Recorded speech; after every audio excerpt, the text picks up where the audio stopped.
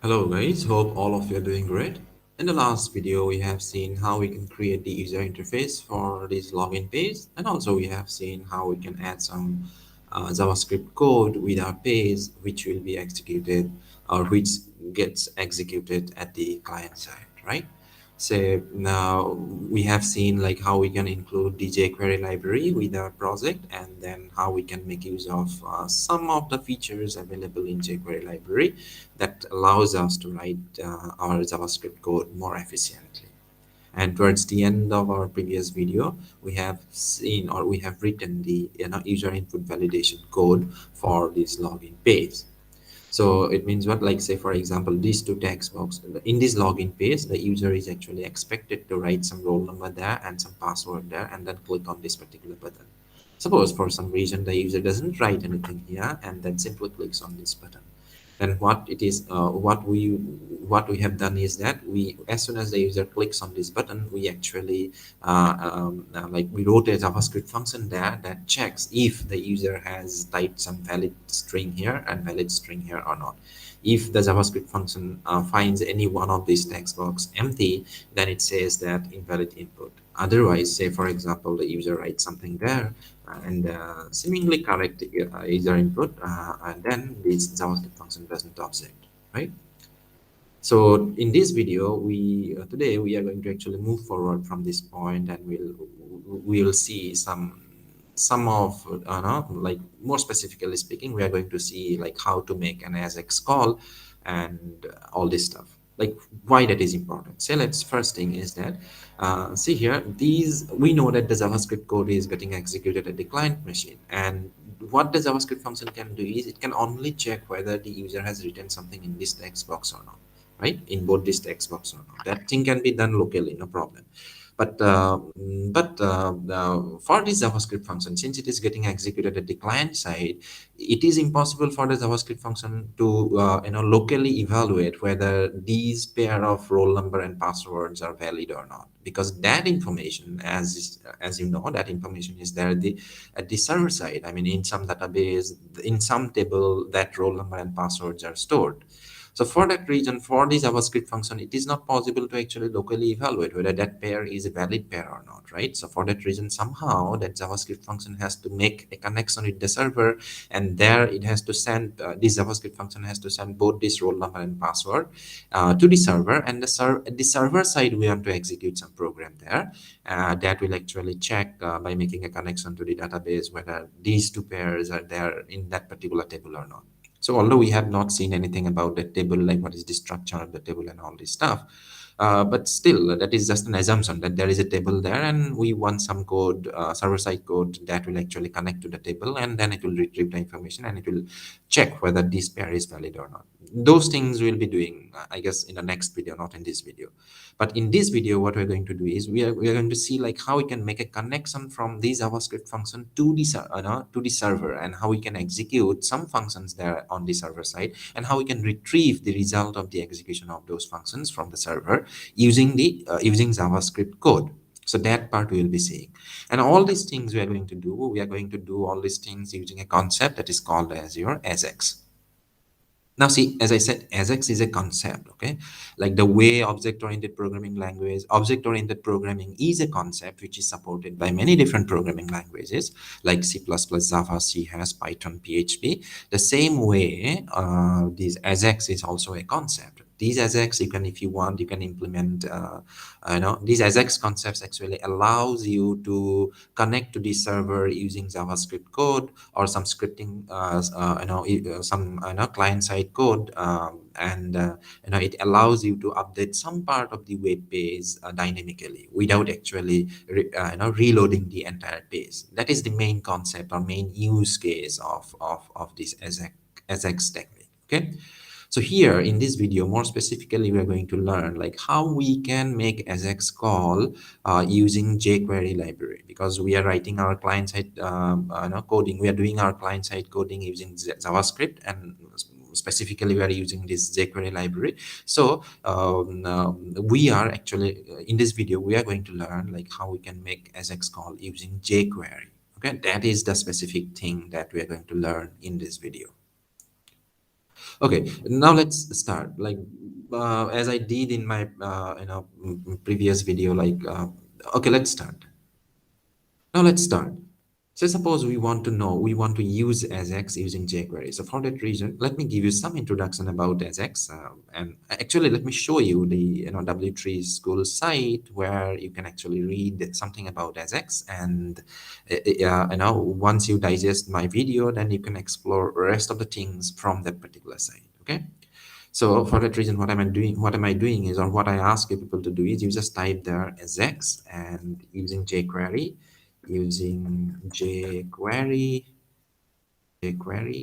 and then you write there specifically we want to go to that particular site W3 schools. Okay, there are some other resources also. If you want, you can read them. But here, this is a good site actually, from where, as I said in my previous videos also, like you can learn about many different programming languages from this site. So you click there and it will take you to this page, and there you can read, like, first thing about Ajax. Ajax is the art of exchanging data with a server and updating parts of a web page without reloading the whole page. That's what I said you. Now, okay, let's see some use case first, like some examples of these Ajax. Okay, so as I said, now we are developing a web-based application for student management system, and that system actually we already have developed, and I'm just trying to tell you like some of the basic concepts which will be needed to develop such an application. So I'm going to show you now like some of the features there in that particular already developed application where Ajax is used. And you see I just want to show you the effect of Ajax there. Okay, so let's say this is the this is the web application I'm talking about, and that I mentioned in my first video. So here, like, let's consider this particular page. Okay, what this page is doing is it is showing you a list of all the students. This page is responsible for showing you all the students who enroll for in a particular course in a particular semester, let's say. But without even knowing what this page is doing, let's see first. When this page is loaded for the first time, you can see that this drop-down box or this combo box is actually filled with some value by default initially when the page is loaded for the first time. However, if you see this combo box, this is actually empty. So you might be guessing now that, okay, the content of this combo box actually depends on what item I select from this combo box. So that is what actually happening. Since initially I have not selected anything here, nothing is there. Like as soon as I select a particular semester, what it is doing is it is loading this combo box with all the course codes which are offered in that particular semester. See here in 2021 autumn semester, the first code is AC702. If I change my semester here or this session there, what it is doing is it is loading a different list of courses. You see now the first course is actually different. If I select another one, then it is now showing you a different list of courses.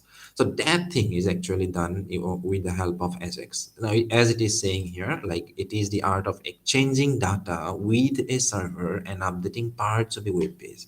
What it is doing is it is updating parts of these web page. I mean, as soon as I select it, now select an item from this drop down menu, immediately it is updating the content of this drop down menu without changing the rest of the part of the web page. See here, whatever I have chosen from here, that is unchanged. Only thing that is changed is this particular thing.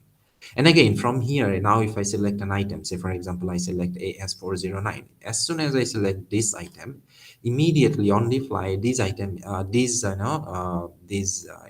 content is generated, which is showing you a PDF inside it. That PDF is again on the fly, it is generated, and it is displayed here in this particular HTML element. So all these things are done using Ajax. And another use case, let's say, for example, you see the course registration page there. By default, when you load the page for the first time, it is showing you that in this program, these many students are there, out of which this many student has done course registration, one student has not done course registration. So these informations are shown correspond against each program there. right? Now, suppose I want to know, like, say, for example, this particular program, the user wants to know, okay, although there are 59 and out of which 30 has done registration, 29 has not done registration in that particular semester. Suppose I want to know, I want to see a list of all the students who has done registration and who has not done registration. So for that reason, the user can click on this button and immediately on the fly, see here, these part of the web page is changed wherever, whereas the rest of the web page is not changed actually. So that is what the meaning of like, updating parts of the web page without reloading the whole page.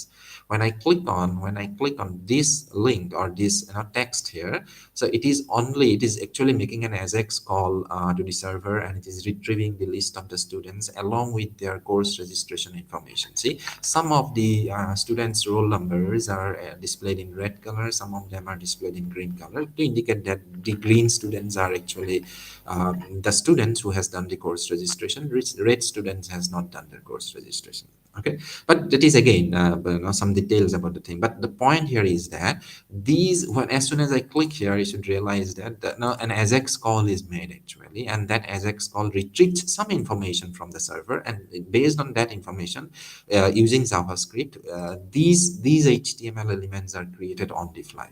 See, in my previous video, if you remember, we have seen how using JavaScript we can write or you can generate some HTML code on the fly dynamically, right? So that concept is used along with the Ajax concept. Ajax is used to retrieve the list of the students in that particular program along with their registration information, and then JavaScript is used to actually generate this HTML content.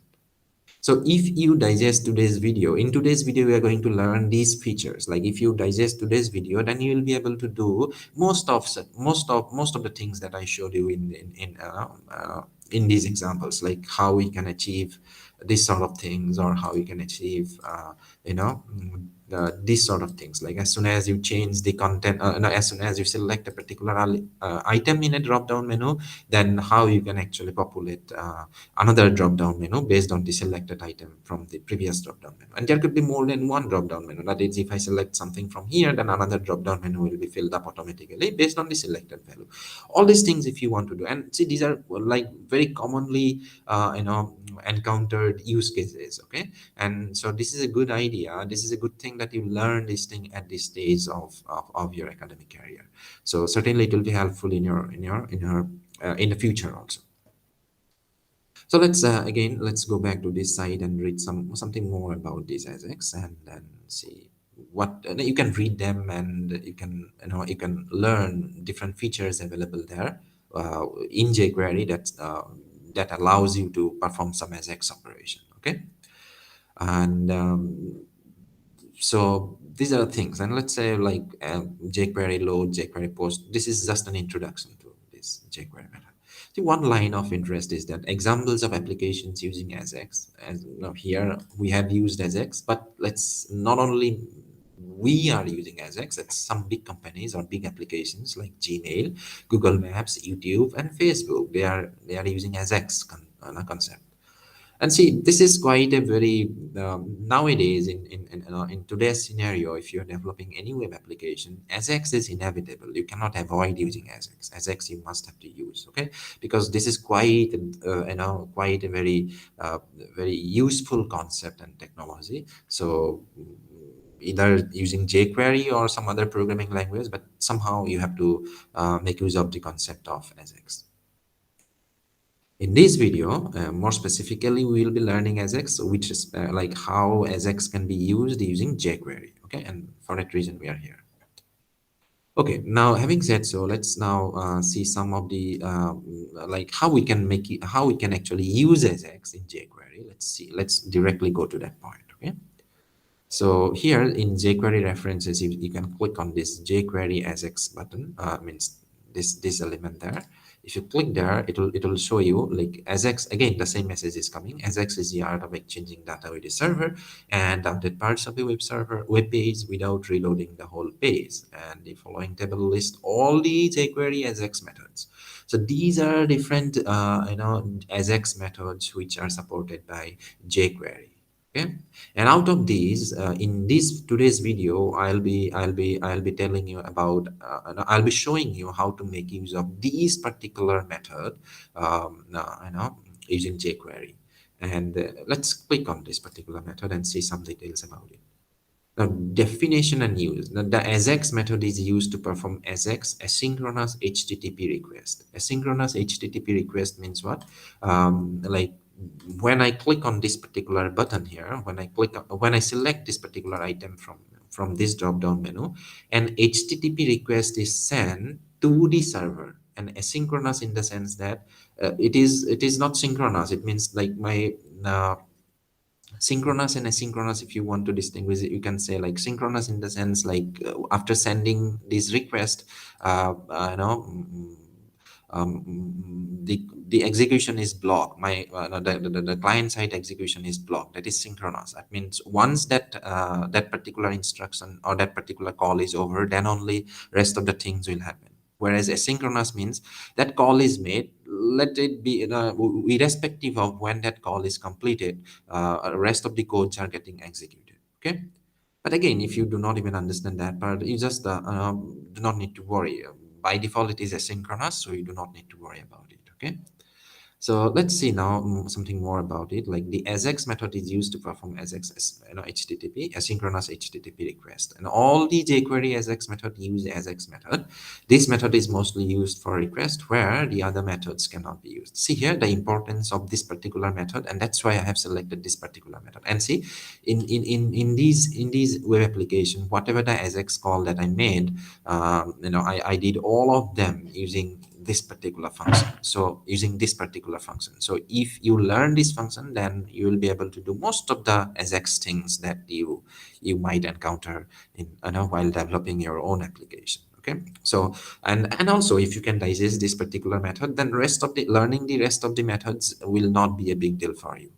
So then let's then begin like how we can use them. So we'll be seeing like practically how we can make use of the thing, and all this stuff instead of going through these theories and all. If you want, you can read them, and that will be quite helpful for you. Now let's see the syntax of this thing, how we can call or how we can make use of this particular function there. See here again, since we are using jQuery, it will start with this dollar symbol there and $.ajax. This is the general syntax of making use of this particular function, where the inputs to these functions are like some name and value pair. The parameter specifies one or more name value pairs for the Ajax request. It might be confusing for, but before, like, just read something and I'll be telling you some of them.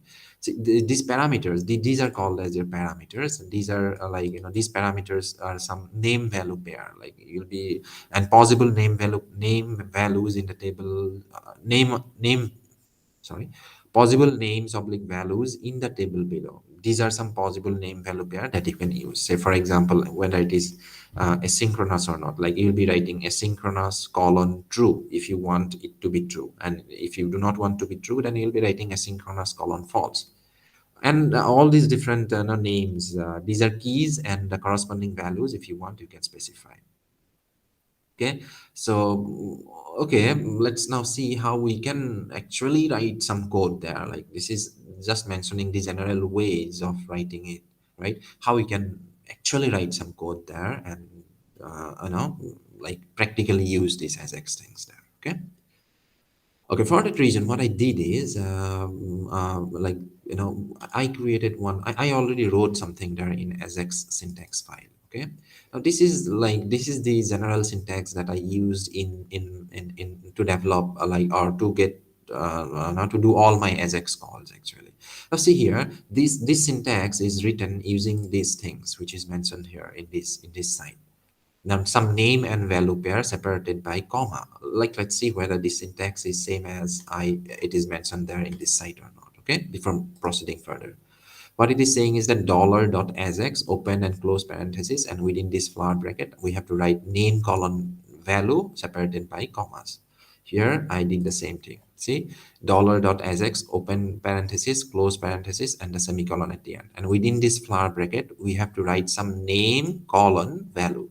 See here, for example, one name is URL, and that is listed here also. You can see there will be something called as URL. Like, see, this is the name URL, and what it is specifies the URL to send the request to. Default is the current page. URL to send the request to. It means like uh, okay. Well, let me show show you something there that I already explained to you in my previous video. See here, as I said, now this Ajax call, when this Ajax call is made, what we want is actually on the server, we want, we are assuming that on the server, we have some PHP files there, like say, for example, login ajax.php, b.php, or some PHP files are there. So which file it is, this Ajax call, where this Ajax call should, like, which, in which file the code of this particular Ajax call is there, we have to mention that particular file. Okay, so that thing is actually specified by this URL, that is specifies the URL to send the request to. I mean, which page or which particular PHP file we want to execute when we make a particular Ajax call. Okay, so this is what that URL actually specifies. If it is not clear, when we'll write some actual code, you will be learn, no, things will make sense. But I'm just trying to give you some hints before actually using it. Okay, so hold on, don't worry. Things will make certainly sense at the end of the video. Now let's see the other thing, like type. Let's see here whether it is listed there in this available list of name value pairs or not. There will be something called as type. Type, it specifies the type of request. See here what it is doing. These Ajax function, this method is used to perform Ajax asynchronous HTTP request. Now see, there are two ways of request doing a, as HTTP request. One is the get method, one is the post method. You can use any one of them. Both of them has some advantages and disadvantages, and I'll not get into the details of the difference of get and post. Like, you can use any one of them for the time being, and we'll be using most of the times the post method. It has some certain advantages over get, but again, if you want, you can read the main difference between get and post. But for the time being, I just want to tell you that there are two ways with the help of which you can actually make an HTTP request to the server. One is the get method, one is the post method. And here, using this type method, using this type parameter, like here, you can actually specify whether you are using get method or the post method. And most of the cases, most of the examples that we'll do in this video will be using this post method. But certainly, without any harm, you can use the get method also. You'll get more or less the same result. Okay. So then let's see here.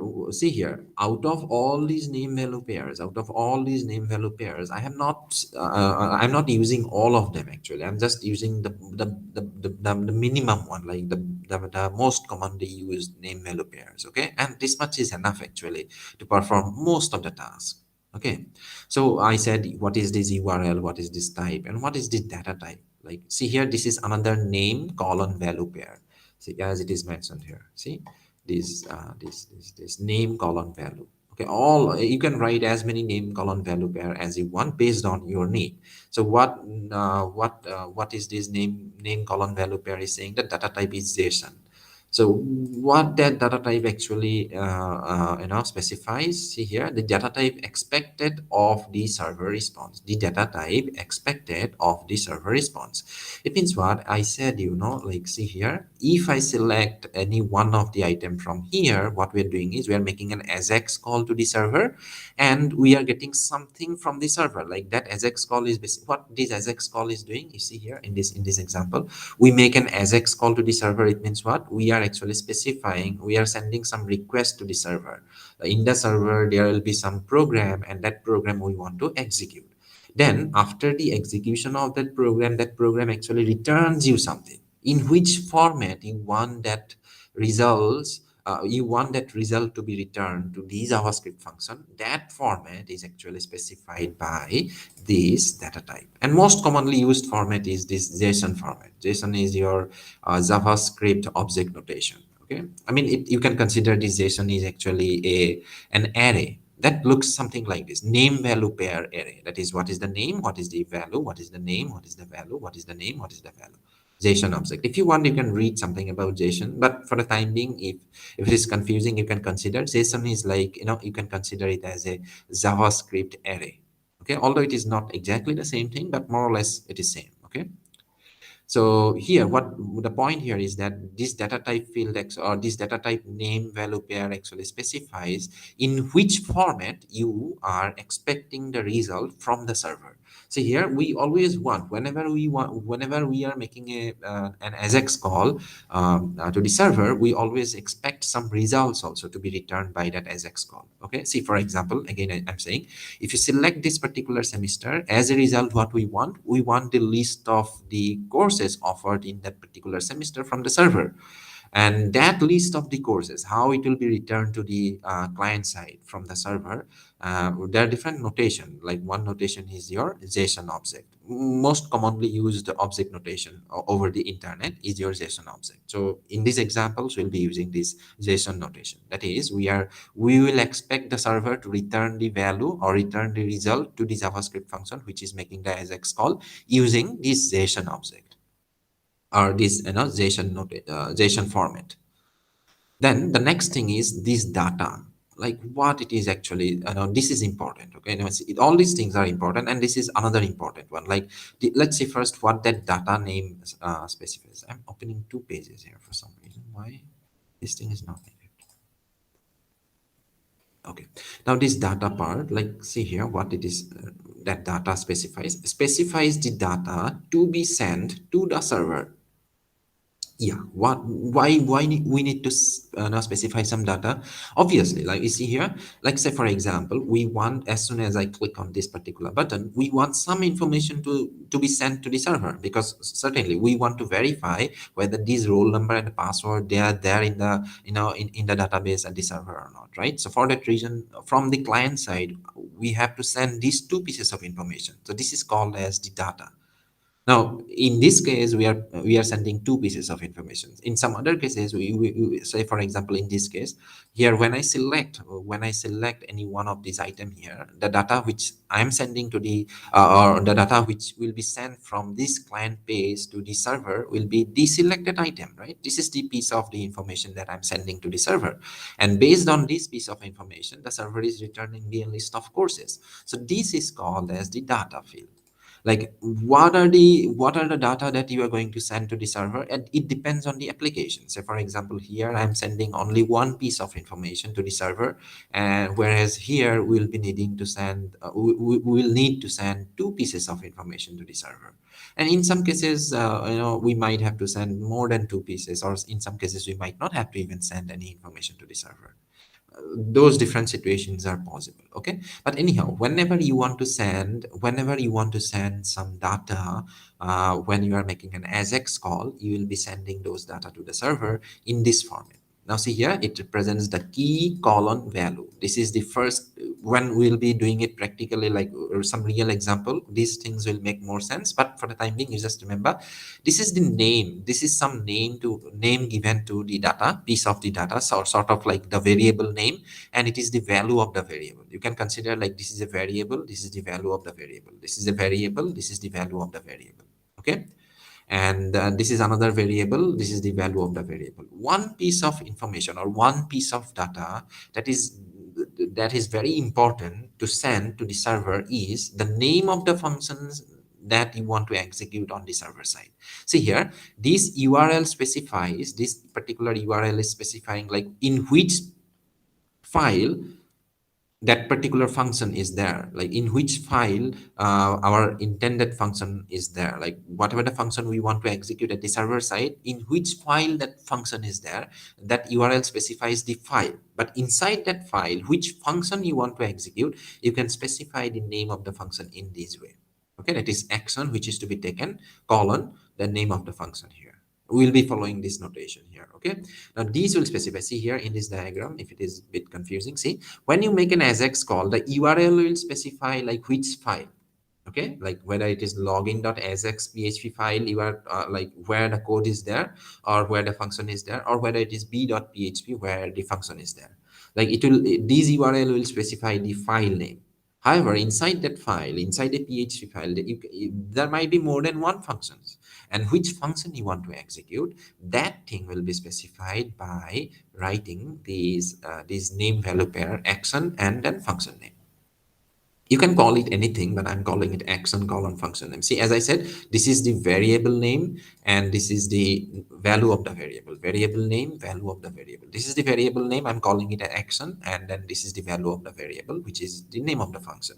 So this last one, this last variable and value will specify like what is the function name that we want to execute in this particular file which is there in the server.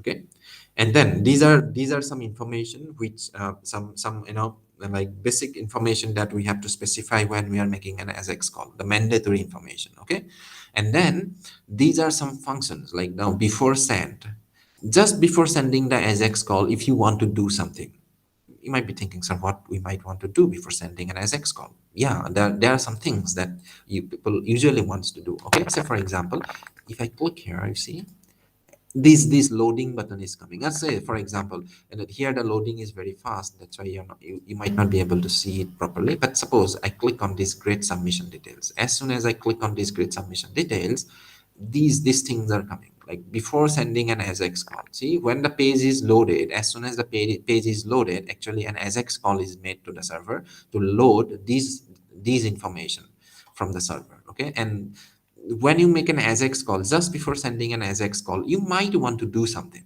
Okay, say for example, just before making an Ajax call here, what am I doing is I'm displaying this loading that loading icon there. And when the Ajax call is completed, I'm removing that loading icon from my page. That thing is happening. I'll be telling you those details in a moment, but yeah, sometimes what happens is that before sending the Ajax call, before actually making the Ajax call, if you want to do something, then you can do that something inside this function. See here, here that is also mentioned here. See here, before send is little bit there, it should be there.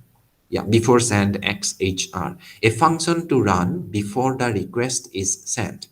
Before actually making the Ajax call, if you want to execute a function, then that function you can execute using this notation. Like before send, I want to execute this function. See here, before send is the name and the value is this particular function, and then this comma is coming as part of the syntax. Similarly, there are two more. One is the success. See, success result status xhr. Okay, I'll be telling you, these are some these are return values. Okay, a function to be run when the request succeeds. It means what? When the Ajax call is made and the Ajax calls returns you something successfully, then if you want to execute a function, see, certainly we want to execute a function. See here, why? Say for example, it is very much clear here. Like say if I click here, we know that an Ajax call is made. I told you, and from that basis you know that an Ajax call will be made. As soon as I click here, an Ajax call is made, and that Ajax calls returns me the list of the students who enroll in some courses from this program, like the list of the students who are there in this program and who enroll, along with their enrollment information and the course registration information. So that thing should be returned, right? Now, as soon as the call is succeeded, in the sense that as soon as that Ajax call, returns returns the values, the expected values. Here, what we want is we want the list of the students. As soon as the list of the students arrived on the client side, what we want to do is we want to dynamically create the buttons there, like in different colors. Like here, you see these things. This result is actually, see, as I said, now here from here, it should be clear to you that this data type is JSON. It means what? The Ajax function is going to return you the result in terms of some JavaScript object, some text format.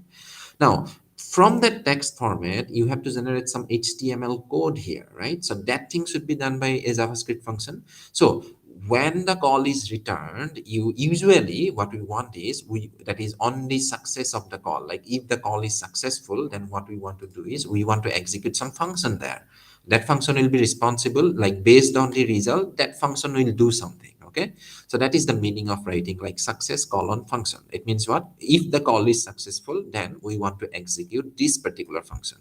Now see, before sending, we want to execute this function. If the call is successful, we want to execute this function. And for some reason, if the call is not successful, then also we might want to execute some function. And that time we can use it like we can write like error colon function. See here, that thing is also, that particular name is also listed in this website. Here you can see that error will be there somewhere. A B C D E error. Yeah, a function to run if the request fails. See, success function will be executed, a function that is to be run when the request succeeds, whereas this error function will be, you will be executing when, if for some reason the request doesn't succeed. Like suppose, for example, for some network issue, the connection is not possible to make, or the internet is down, or some other thing happened, some unexpected thing happened. For that reason, the success was the call was unsuccessful. So for in that case, you can actually write some code to display some suitable message to the user that something happened, something went wrong, or something that that is whatever it is that you want to do in those exceptional cases. Then you can write that part of the code inside this, inside the function that you will be calling when an error occurs, like that. So this is the general syntax of using an Ajax call in jQuery. So whenever you want to make an Ajax call in jQuery, what you can do is you can simply copy this part, and you can fill these values properly. Like what is the URL type is, most of the times, as I said, now we'll be using post, so I have written directly here post. But if you want, you can write there get also. Data type, most of the times you will be using JSON, so you can write always JSON there. And then data, based on your need, you have to write proper variable name here and the value of those variables there. And one variable name you will be using, like action, and what is the name of the function. That piece of information also somehow you have to send to the server, so that the server knows actually, okay, which function the user is interested in to execute actually at the server side. And also, along with those things, you have to specify like what function, if you want to execute any function when before sending the call, if you want to execute any function when the call is returned successfully, and if you want to execute any function if the call is unsuccessful for some reason.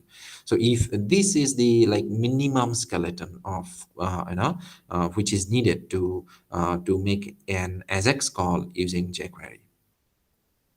Having said so, now you know the like minimum things. Now let's actually use them, in a more concrete way that will give you you know the idea like what is happening and whatever am I saying, whether all these things, how all these things actually make sense. You will come to know when you do some example, and that's what we are going to do right now. Okay, then let's go to our Visual Studio Code editor there, and there we'll be doing something. How, what, and in what way? All these questions are coming into my mind right now. Okay, take a deep breath and let's start doing the thing. What we want is, okay, first let's decide what we want. Okay, that's the thing. This is our page. This reference I might need, let it be like it. Yeah, this is our page. Now what we want is that whenever the user, if the user doesn't type anything there, that's okay. That can be immediately locally, it can be decided that the inputs are not right, so it will show us this message. But suppose the user has written something there. Now our goal is somehow we have to send these two pieces of information to the server, and at the server end we want to verify whether these two pieces of information are valid or not. Okay, so how do we do that? Let's see. Okay, so what happens is that when we want that thing to happen, when the user clicks on this particular button, we want that thing to happen. It means that when the user clicks on this button, we want to make an Ajax call. Okay, that is for sure, right? We know one thing for sure at this moment, that if the user clicks on this particular button, we want to execute an Ajax call. That much we know right now, and let's finish that part first, and then we'll proceed further. Okay, as soon as the user clicks on this button, we know, like suppose as soon as the user clicks on this, how we are going to make that Ajax call? Via some JavaScript function. So we know that like how to execute a JavaScript function when the user clicks on a particular button. That part is already done there. See here, as soon as the user clicks on that login button, we have written that code, like see document.on click of this particular button, we wanted this function to be executed, right? That part is already done. Now suppose there is no error. If it is an invalid input, then we do not want to make the Ajax call. But if it is a valid input, see here, if it is an invalid input, then there is no point of, if the user has not written anything there, we know that that is an invalid input. So there is no point of making an Ajax call. When we are going to make the Ajax call, only when it seems that the user has written at least something there in the roll number field, something there in the password field. Although we are not sure whether that is a valid pair of username and password or not, but still at the client side, at least it is okay, right? I mean, it is okay now to forward these two information to the server and let the server verify whether these two pieces of information are right or wrong, isn't it? So when we are going to make the Ajax call here, only when these things are okay. I mean, if it is an invalid input, then we do not want to do that. So if it is a valid input, then here we want to make an Ajax call. Make an Ajax call here. Okay, and we know how to make an Ajax call, right? Like this is the syntax, default syntax of general syntax of making an Ajax call using jQuery. Let's copy this thing and then paste it there in this here, like this. Okay, now it means what? Like if the inputs are like at the JavaScript function, if the JavaScript function finds that the user has written something in the username field as well as in the password field, then it is time to make an Ajax call. So as a result, we want to make an Ajax call from here to here. See, this part is your Ajax call. And see, this file just gives you the general structure of the Ajax call. This file, I'll make it available in the description section. You'll be able to download it, and then when you are typing your code, you will also be able to copy the code from here, and you'll be able to paste it here. Okay, and see here, it is just the general structure. By default, it is not going to work because the first thing that you have to specify is name of the PHP file in the server, like in which PHP file your that handler of the Ajax call is there. Okay, it means what? Here we have to write some PHP file, the name of some PHP file from the server side. Okay, and that is what we're going to do, like in which PHP file our code is there, the handler is there. Okay, like the function is there. Okay, so as I said in my first or second video, like this will be the general structure of our like this will be the organization of our code in the server side. So here already we made a folder called Ajax handler, and what we want to store in that folder is all the Ajax handler. For the time being, let's create here. And as I said in my explanation, that this Ajax handler folder will contain some PHP file. Okay, like since we are writing our code in PHP, the server-side coding is done in PHP, so it will be containing some PHP file there. Okay, so what we are going to do is we are going to create here an a PHP file there. So what we'll do is we'll right-click and we'll click here a new file. That is, we're going to create a new file inside this particular folder, and what we want that file to be called as, you can give any name, like any PHP file you can give, but for the sake of easy maintenance, so that we know that this particular Ajax handler file is related to the login page, so I'll be calling it say slogin Ajax .php. This part is, this part could be anything. The name of the file could be anything that you want, you can keep. However, the extension you have to give as PHP to indicate that that is a PHP file. Okay, so this part is done now. Like inside this Ajax handler, there is a PHP file there whose name is as-login-ajax.php. That file is created. Although this file doesn't have anything for the time being, but we have that file. Okay, and what we want is, inside this PHP file, we want to write a function that actually verifies like whether the username and password is valid or not. Now you see this, This slogin.ajax, slogin.ajax.php, it is a server side, it is a PHP file. It means what? This code, this is a server side code, in the sense that the whatever the code we write here, that part of the code will be executed at the server side. It means that part of the code will be executed within the scope of the server. That is, client will not be able to see the code of Ajax handler. That is, that is secret to the, at the server side. I mean, it is not, do not you think that it is a JavaScript file or something whose code will be visible at the client. It is not like that. This is a server side code, and the code will not be visible to the server. What the client, what we can do from the client side is only we can specify the name of the PHP file there, like which, where our handler is there, or where the, the corresponding function that we want to execute is there. Okay. Okay, done. And so here what we are going to write is, we are going to write somehow, we are going to write this as login as x, but we'll be writing the complete name there, like where, like starting from the beginning, the root folder here. So we know right now which file it is where our code will be there, although we have not written the code, but we know that in that particular file the code will be there. As a programmer, we know that, so we can write it there. Okay, so we'll be writing like our project one. Inside that we have Ajax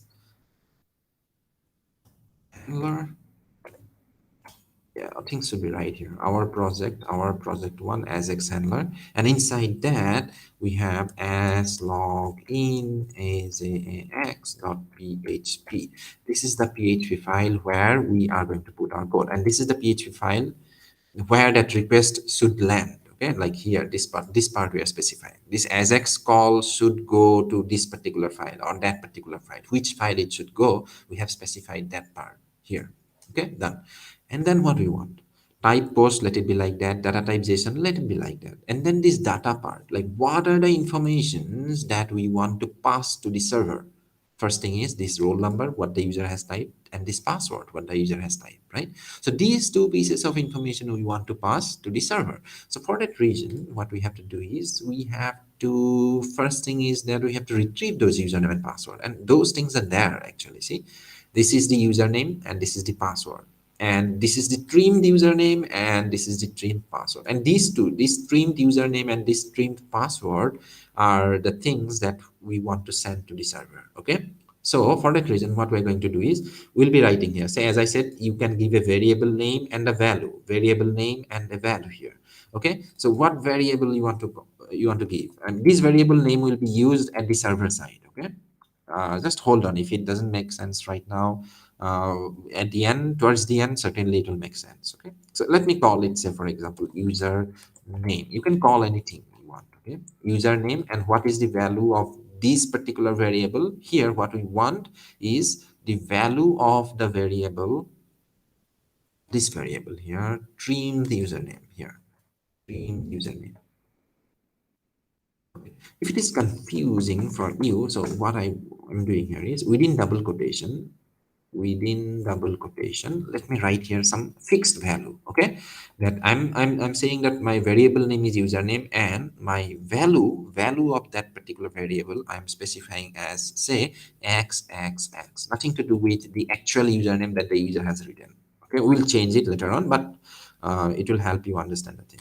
And then let me create another variable, like say password, for the server side. Okay, from the server we'll be using this variable name to access the, these values there. Okay, so the things will make sense once we proceed. The password is, say for example, for some reason I'm writing here hard-coded YYY, but actually what we want to pass here is actually whatever the user has typed here after trimming the white spaces from both the end. That username we want to pass here, and similarly we want to pass here the actual password that is typed by the user. But just to explain you the things for the first time, let me write here some fixed value. As from the client, we are passing the username as xxx, and we are passing another. We are creating another name value pair where the name, the key is pwd, and the value of that key is yyy. And lastly, we are creating another name value pair where the name is a action, and the value of that name is actually, here we're going to write like which function inside this particular PHP file we want to execute. Okay, and for that reason, here you have to give right here a function name that exists there inside this file. But see here, and right now inside this file we do not have any function. So for that reason, what we do is we like actually this is some hints like this will allow you to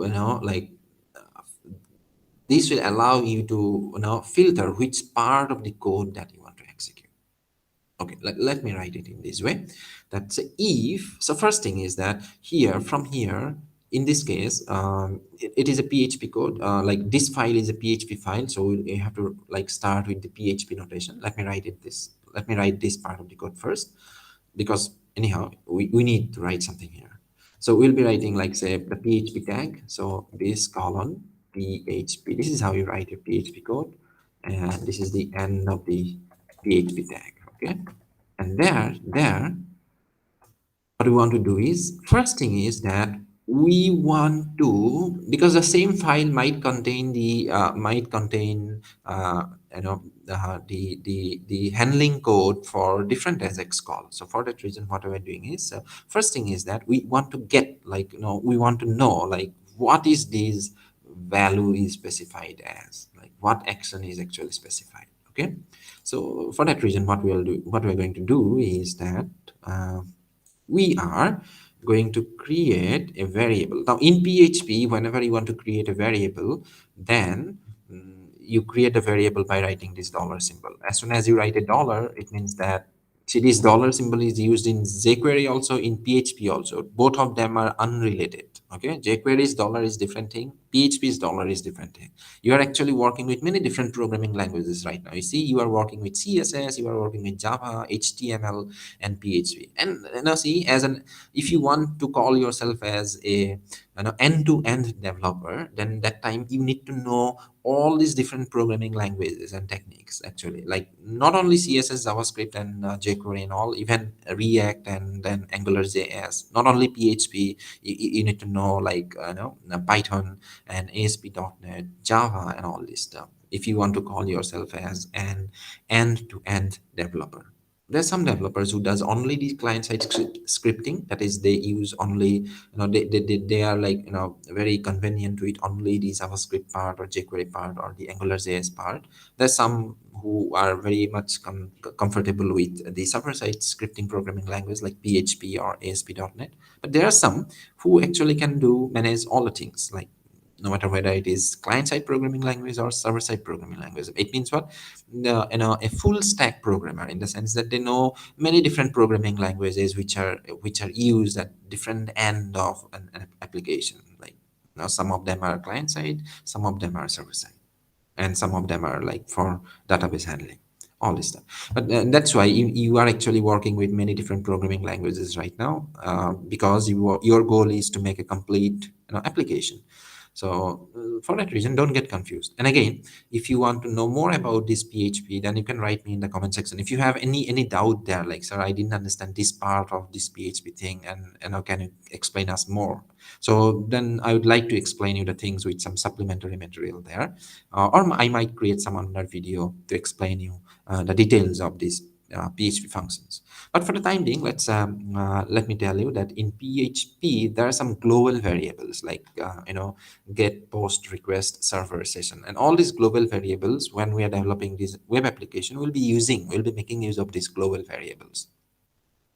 One right now we are going to use, and that is, actually you can use either this post or request. Now see here what we are going to do here. From here you see that we are sending, this is the way. Let's see, we know that this Ajax call is going to make an HTTP request a synchronous way with the method specified as post. So what we can do is, whatever the data you specify here, whatever the data you write here, that data will be sent to the server in the form of an array. Okay, like in the form of an array. Array, right? Like index and value, index and value. But in PHP there is this very specific type of array that is called as your associative array. So you can say, like, some key value pair will be sent to the server, and that key value pair will the name of that key value pair array will be the post array. You can say the post array. Actually, we say that like that. In the post array, all these information will be there. Okay, let's do it, and then you will come to know. So for example, I want to create a variable called, say for example, action.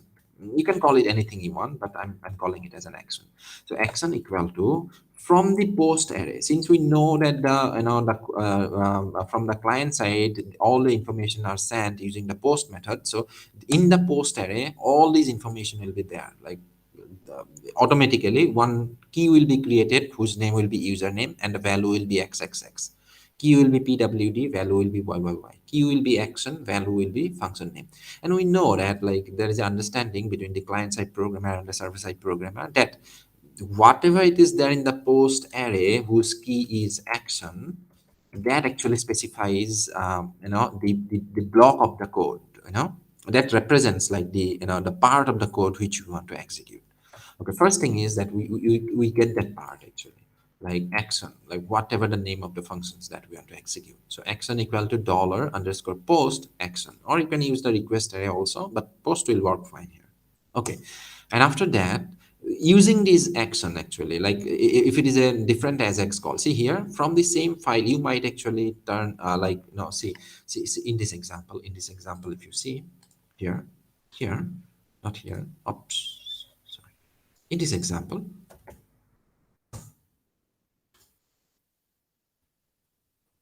yeah, you see there are different Ajax call. Like for example, if I select here, an Ajax call is made that fills this particular drop down.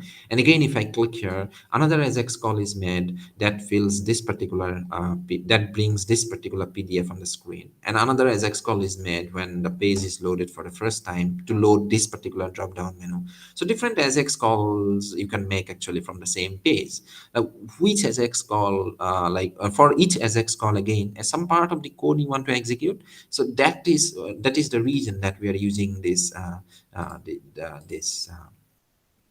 particular action field here, this action field here to represent like different, for different Ajax call we want to execute different part of the code. And how you're going to do that, let's see first. If these dollar action, see in PHP, remember one thing, whenever it is a variable, always it will start with this dollar symbol. If this action is equal to, you give a name. Say for example, I'm calling say login handler. Okay, you can call it anything, but okay, I'm calling it a login handler. If it is the case, then we want to execute this part of the code. There could be another action, like say if the value of the variable action, is equal to something else. Say for example, an other handler, handler, then we want to execute some other function, some other piece of code we want to execute. Okay, so these like whatever we specify here, actually that will represent which part of the code we want to execute. In the same file there might be different parts of the code, and in this file which part of the code we want to execute, we can specify it by writing this action colon, the name, enough function that I wrote as function name, although it is not actually a function name, only the block of code it is representing there. But anyhow, to make just to explain you the thing, I wrote it in this way.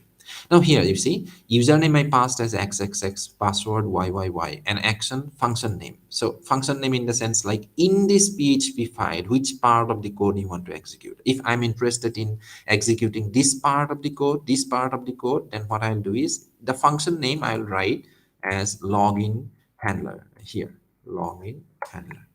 Means what? Whenever this Ajax call is made, first thing is that the request will be sent to this particular PHP file. It means this particular PHP file will be executed, and it will send this information to the PHP file. That is what, some key as username along with its value, key as password along with its value, key as action along with its value.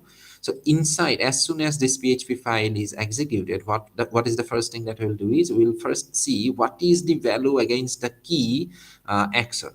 So from there, we'll know like which part of the code we have to execute. Okay. Okay. Then let's say now before send, what we want to do. Before send, right now we are not going to do anything. It's just like I'm showing here like an alert message before send alert. Like here I'll be writing about to send an Ajax call. About to send or an Ajax. I'm just writing something there, okay? But here we'll be doing, we'll change this part in our upcoming videos, like to make to do something more meaningful there, okay? But here, just for the sake of an explanation, demonstration, I'm writing here this alert message so that you come to know, okay, actually before sending the call, something is happening. And on success, what we want to do, that part we have to write here, like how do we know the call is successful and all and all. So for example, for the time being, if it is successful, again I'm writing alert, and then here I'm writing, okay, fine, it is successful, successful, full. Then here, if it is an error, then I'll be writing here like it's an error. What username is done, okay, most of the things are done now, like we have specified like which file we want to execute, and that file also we have created here. See, wherever that file is, that this file should exist there in your on your server side, like in the server, this file should exist, then only it will be a successful call, otherwise it will return you an error message there, okay? And then type post, data type JSON, then some key value pair, then the function that you want to execute before sending it and before receiving it. Done. Most of the things are done. Now let's now see what happens when we execute this code. I mean, see, okay, let's see first what happens when so we type up to this part and then execute the program, and then you see if the user clicks on this button, then we want to do an Ajax call, right? So I click on this button, then you can see about to send an Ajax call. Okay, why is it coming? Because you see, as soon as I click on that button, as soon as I click on login button, then this part of the code will be executed. Up to this point, everything is fine. Like up to this point, these things are happening. And since I have written here both the username and password, it means this condition is fulfilled. And as a result, it erased the content of this particular label, text as blank. That is also done. And then this Ajax call is made. In this Ajax call, just before making the Ajax call, we said that, okay, in this before send function, we wanted to display a message, alert message, like about to send an Ajax call. So that as a result, you are seeing this message on the screen.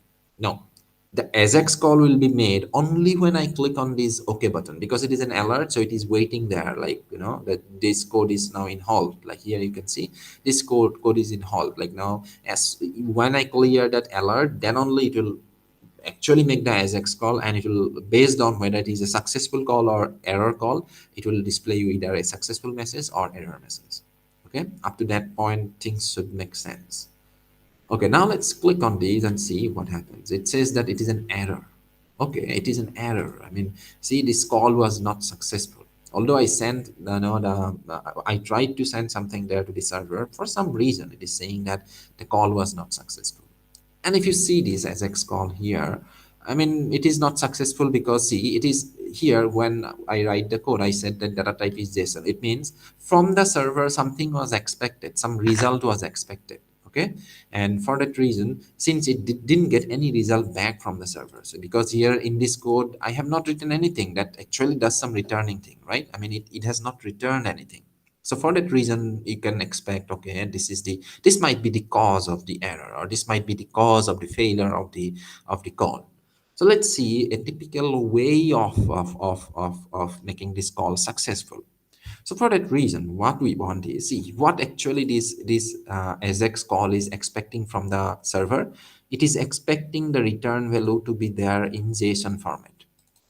So somehow from here, if we can return some JSON object to the client side, then we can expect that our call will be a successful call. Our Ajax call will be a successful call. Okay. So for that reason, how we can achieve that? So let me first create an array in PHP, and then we will see. Now see, in PHP, how we can create an array. Say for example, let me create first a variable. Say I'm calling it RV, return value. And there, that return value variable, I want to be an array. So I'll be using this function array. Okay, there is an inbuilt function. There is an inbuilt function in PHP called array that actually that you can use to create an array. And more specifically, we'll be creating an associative array. Okay, no, I'm telling you lots of things now. If you have any doubt and if you want me to, like explain you PHP in some more details, some basic introduction to PHP, if you want me to create another video on that, you just please let me know in the comment section. I'd like to do that. But for the time being, let's see what this PHP array function is doing. Okay, like again, we can Google is there. You can take help from Google also, like PHP array. Okay, PHP arrays in W3 school. Now there you see dollar cars is equal to array Volvo. Now you can see this an array is the same array that you know in C, the same array actually, but only the syntax is different. This is how you create an array in PHP. This is C, as I said, any variable name in PHP, it will start with this dollar symbol. If you do not write that dollar, it will be an error. The dollar is a part of the syntax, okay, in PHP. So and again, you see here, all the PHP code will be written inside this opening PHP tag and closing PHP tag. And that is what I did here also. See, opening, closing tag and closing PHP tag. Okay, this is not mandatory. However, this is mandatory. And then when I say this is not mandatory, it means that if you want, you can omit that. Even if you do not write that, that will not create any error. But this thing is very much important to indicate that whatever the code you are writing here, that should be treated as PHP code. Okay, uh, yeah. You know, then let's create an array, and this array is we are not interested in. We are interested in an associative, something called as an associative array. Associative array, it's name value pair actually. You see here we're creating an array here where the key is Peter and the value is 35, where the key is Ben, the name is 37. You can think it of as the name of the person, the age of the person, name of the person, age of the person, name of the person, age of the person, something like that. Like, see, you remember the from here when I selected not here actually, yeah, here, and then there in this particular course, who are the students? Not only the name of the students, we want the roll number, we want the grade also. Say for example, if I select 2021 autumn semester, I select one particular course there. See, all these things we want. What is the roll number of the student? That roll number will be the key, then actual roll number will be the value. Roll number will be the name, will be the key, the actual name will be the value. Grade will be the key, actual grade will be the value.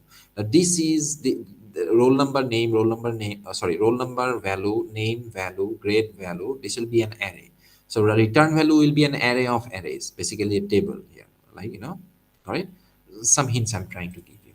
But anyhow, let's if what we are interested in, that we are interested in creating an associative array. It means like name value pair, like that.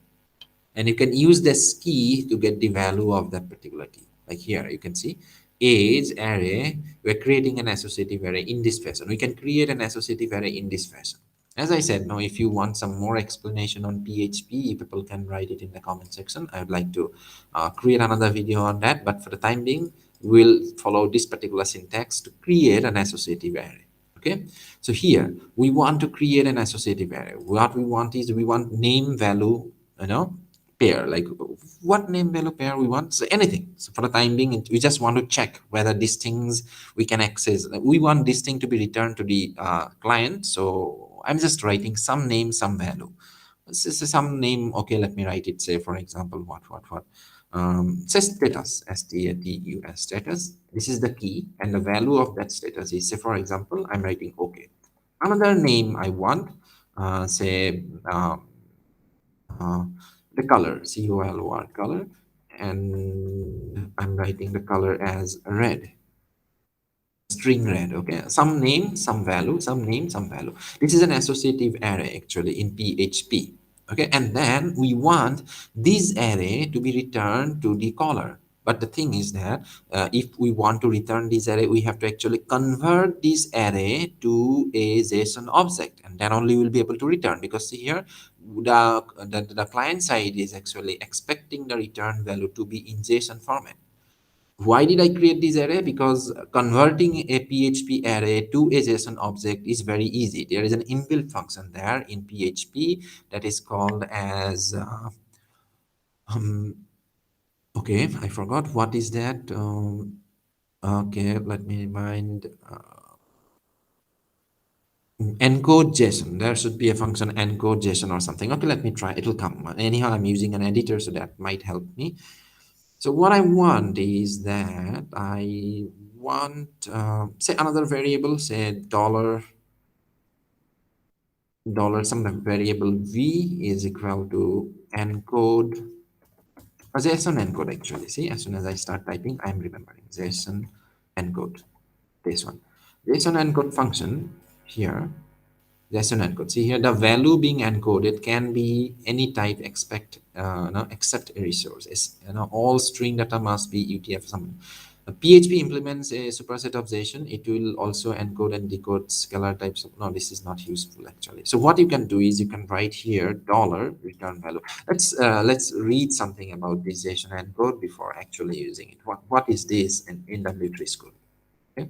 So what I do is, and I know that I'm referring to W3 school quite frequently, but again, PHP JSON encode function here. Now, age is equal to C. This is an array, an associative array which is created, and then it is writing echo JSON. Echo means what? Like it is the printf function. Okay, in C, printf is used to print something on the screen. You can think like this. Echo is like whenever you want to print something in PHP, you'll be using echo. Okay, and then these echo json encode age. Now if I run this example, you'll see that echo json object json encode age, it will actually create a json object from this associative array. The associative array was this, and the JSON object looks very much similar, like the key value pair, key value pair, key value pair. This is actually you have used also here when you made the call. This is actually a JSON object you are passing. Data colon, see the flower bracket, and then key and colon value, key colon value, key colon value. That is actually JSON object. Now see, a JSON object will be created from an associative array very easily. You can create a JSON object from an associative array in PHP just by writing JSON underscore encode, and here you can pass the name of that array, associative array.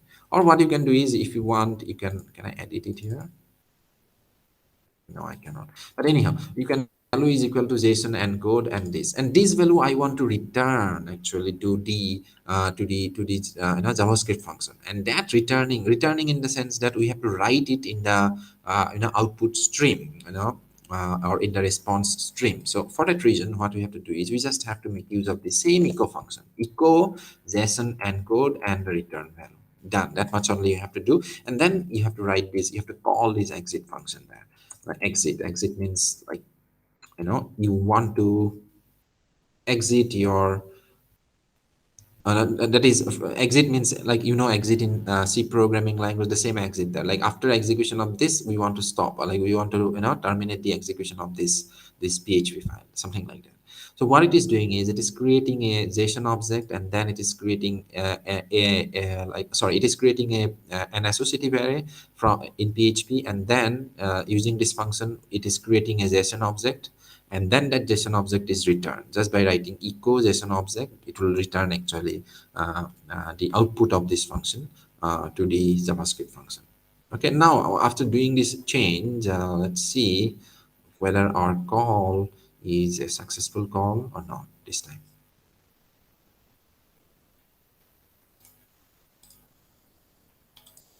Where? Here. Okay. Login, about to send. Now it is saying me that it is a successful call. Things are done, right? I mean, okay, great, successful call. Now let's see. Although I said a lots of things, but things are very easy if you see, if you look from the point of view of implementation. See, we didn't write many code. We didn't write like much code there. Like, what are the things that we did? Just to do a quick recap here. Um, we learned like how to make an Ajax call. I said you a lots of things because I had to explain you these things. But when if I assume that if people know these things, then writing this much of code will not take me more than 3 4 5 minutes, right? So do not you think that actually to develop an application I need 1 hour or 2 hours to do an Ajax call. It is not that. I'm explaining the things, and that's why it is taking time. But see here, suppose I'm assuming that you people have understood whatever it is that I said, you people. I just tried you to give some starting point, some explanation, basic explanation from where you can start exploring the things by yourself. Again, if you find any difficulties or any confusion, you want more explanation on some more specific things, then you can, again, I'm telling you, let me know it in the comment section. I would like to help you on your interest. But again, see here, what we're doing is we just learned like how we can do like the basic structure of making an Ajax call in jQuery. This is the basic structure, and what is the meaning of all these different name value pairs there, and what are the minimum things that you need to specify, like say which file it is there, what is the method, what is the return value you're expecting, and how you can actually pass information to the server, and how you can send information back from the server in the form of a JSON object. So these are the basic things that we learned, right? Now, again, now let's see here. Although I passed these information to the server, but I didn't make any use of those information in the server. Not completely, right? I used actually this post action. See here, how did I know that? See here, if I write something else, let's say login handler one, then what will happen is although I'm writing the file, right, like in this file, this is my target file. Okay, so all my Ajax call will go to this particular Ajax call will go to this file. Okay, done. When it reaches this file, what we are trying to do is we are trying to see in the post array. And what is that post array? Whatever the name value pair we are passing, that will be considered as the post array, because we have used this post method, right? So in that post array, what is the value against this action key? We are retrieving that information. What is the value against that action key? We are retrieving that information, and we're storing it temporarily in a variable called action. And then we are checking whether that action is same as login handler or not.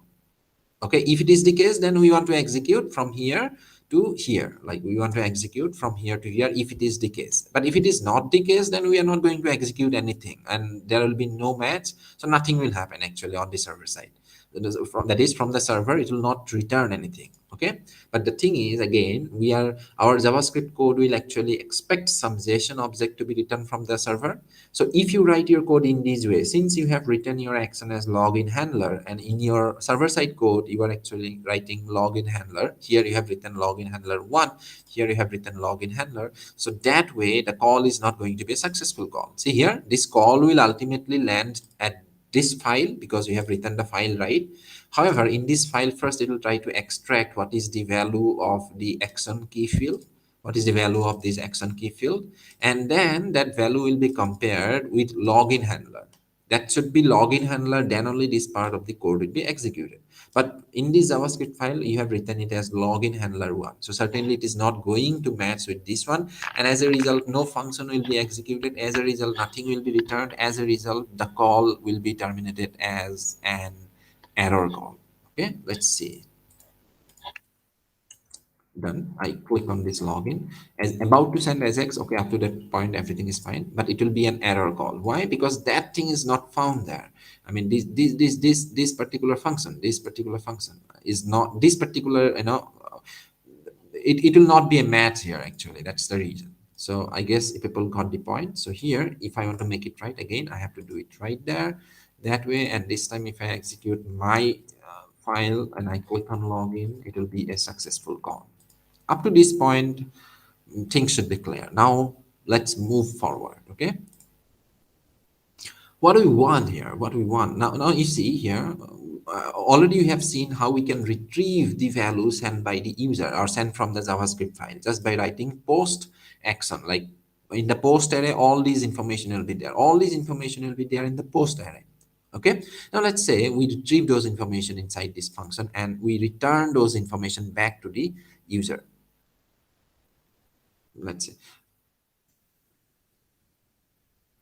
what Okay, before actually retrieving those information, first say, we already have done that part, right? I mean, some portion at least we have seen. That is, whatever we send from the client on the server, how we can receive them using this approach, and we have seen that. Now we'll see the other way around. Like, see, from the server also we are returning something to the client, right? But here on this client, when we see this result, actually this is the return value, this is the received received JSON object from the server. But here we are not making use of that received return object from the server, right? Let's see first how we can make use of this object, and then we can do some meaningful task there. Okay. Now, right now, if the call is successful, simply we are displaying alert successful. Simply we are displaying actually successful on the screen. But we do not want to do that. We have to do something more. Like, we want to make use of the return value from the server. Like, how we are going to do this? It's very simple. Say, for example, I want to display alert, and then from here, whatever it is there in the result, and dot, you can write dot, and any key field there. Like, what are the keys we are using from the server? Like, one is your status, status, right? I'm doing it the wrong way. Yeah. So, I see the spelling mistake is not a problem, but I'm making it right so that human do not find any problem while reading it. Okay, but otherwise writing status or status doesn't make any difference for the computer. Now, this is the key actually, and this is the value. This is the key, this is the value. Now here on this, on the client side, what we can do is we can write result dot, this is the, and this is the name of the JSON object, and on the JSON object, automatically there will be some key value pair. Like, you can write any one of the valid keys, say for example status. Result dot status, because like, as a client side developer, see, but this is one developer, like this is one programmer. This JS file will be returned by one programmer. This is PHP file will be written by another programmer. You can think, or it may be written by the same programmer. If it is written by the same programmer, then not a problem. They might have some consensus. I mean, if it is the same person, then do not need to have any consensus, right? Because it is the same person who is writing both the JS file as well as the PHP file. But if two different persons are doing, like one person is doing the client side scripting, another one is doing the server side scripting, then they might need to have some consensus, like what will be returned from the server side, so that the client side programmer actually can make use of those return value there. Okay, so if there are two different programmers, then they might need to have some consensus among between themselves, so that things make sense. Okay, now say for example result dot status. Now if you write that an alert result dot status, let's see what happens if I write that. Things are very easy if you know one or two, if you have done one or two examples. uh, it's saying that okay, I mean, from why this okay is coming, because it is the value of the status that I return from the server, and click on okay, done, successful. And why that successful is coming later on, because see, this alert successful is after alert result dot status, and result dot status, what was that value of the status? Okay, and that is why it is showing you okay. So suppose for example I write the status, suppose I want to display the value of this return value color. So what I'll do is I'll write, I'm not interested in this successful anymore, because I know if it is anyhow successful, it will display me the status and color.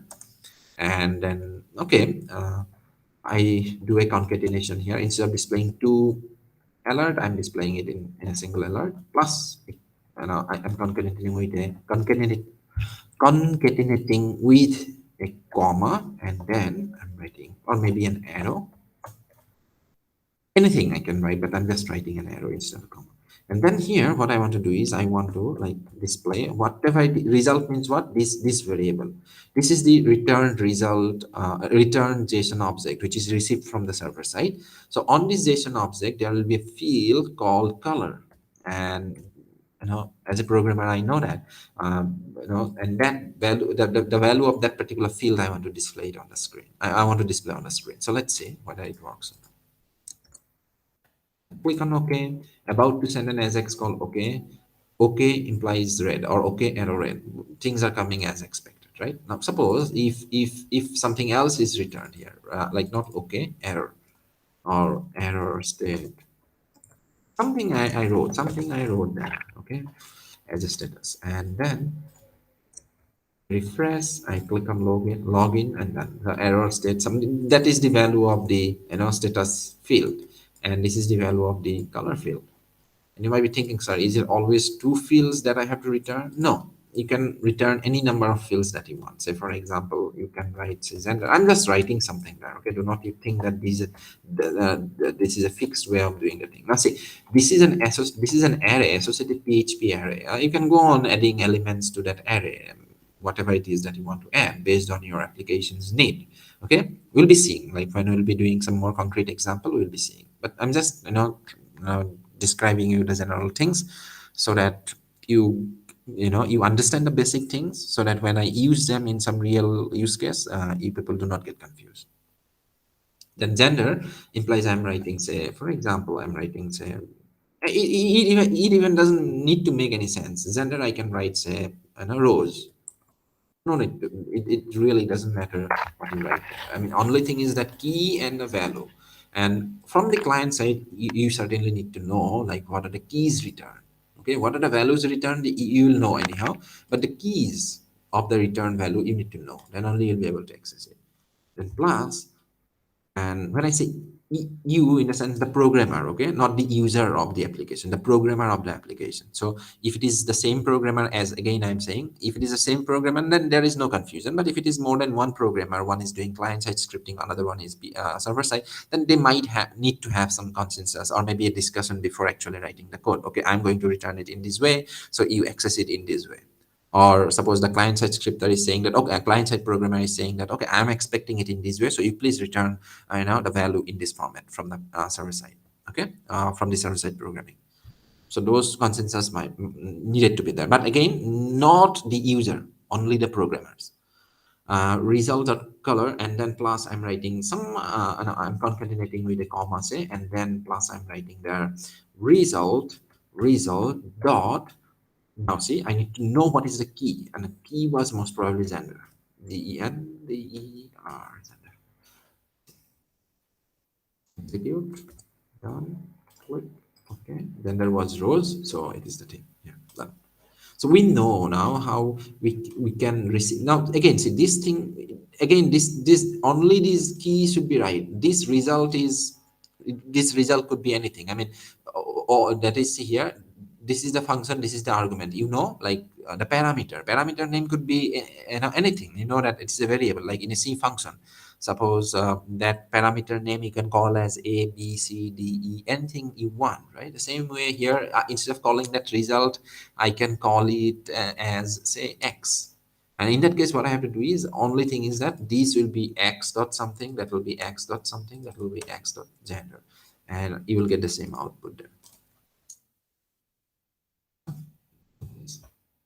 Error state, okay, this is not, do not worry, that error is because it was written in the return value, that error state something as something red and rose. Okay, that's coming like that. That's quite, I know, you might get confused that some error is coming, so for that reason I'm writing, yeah, have a nice day. This time status will be have a nice day, so I'm writing it here. Then about to make an Ajax call, by this time that what is happening.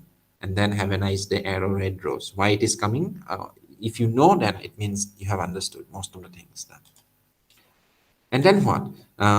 We know now how to make an Ajax call. Just some checkbox, check mark, like whether we know or not. We know how to make an Ajax call. What is the general syntax of making an Ajax call using jQuery and PHP? And then we also know how to write the handler code in PHP like this, and how we can actually pinpoint, or how we can now redirect our code to a specific block of code, and what technique that we can use using this technique. Those things we learned. And also we learned like how we can pass value to the server like this way, and how we can retrieve the value which are sent by the client to the server like in this way. Like all the values are there in an array called post. If you're using the method as post, if you're using the method as get, then it will be there in an array called get. Okay, so not a big deal. So in this array all the things are there. So till now we have retrieved only the action, but if you want you can retrieve the other parts also, like what is the username and what is the password. Let's retrieve them and let's send it back to the client. Okay, let's retrieve them. So inside these I want to retrieve, say, dollar the type username. So I'm creating a variable dollar username is equal to it. I want to retrieve it, like what username actually is sent by the user. Okay, so what I'll be doing is dollar underscore post. In the post array, there will be a key whose name is what? That you should know. That you should know from these, server client side scripting. Like what key was used to pass this value? The key was used as username. It could be anything. That programmer might have called it as username s. So that time on the server side, when you are writing the code, you have to use the same key to retrieve the corresponding value. So you'll be writing, okay, the key is this. Okay, and dollar underscore post on this key, whatever it is the value, you want to retrieve it and you want to store it in a temporary variable, say un. Done.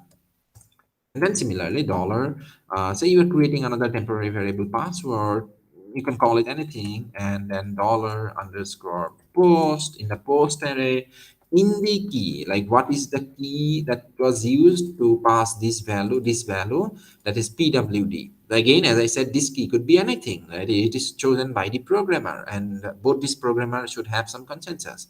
So this client-side programmer is using this PWD key to pass the value to the server. So this server-side programmer also again have to use the same key.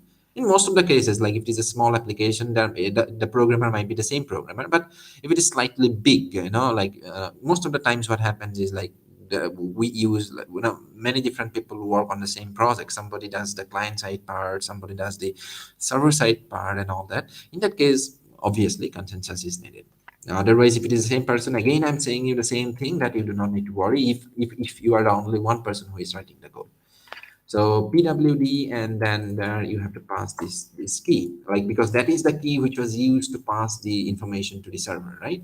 And that is what you are doing. Like from the post array, against this key, whatever it is the value, you want to retrieve it and you want to store it in a temporary variable pwd for later use. And at the end, what you can do is you can pass, now see, if we know these two value, what is the username and the password, actual use case, you see, actual use case, what we want to actually do a search in the database, like select star from student details, where username is this, password is this. If something is returned, then it is fine. If nothing is returned, then that is an error. So we can pass like status is equal to error or status is equal to successful.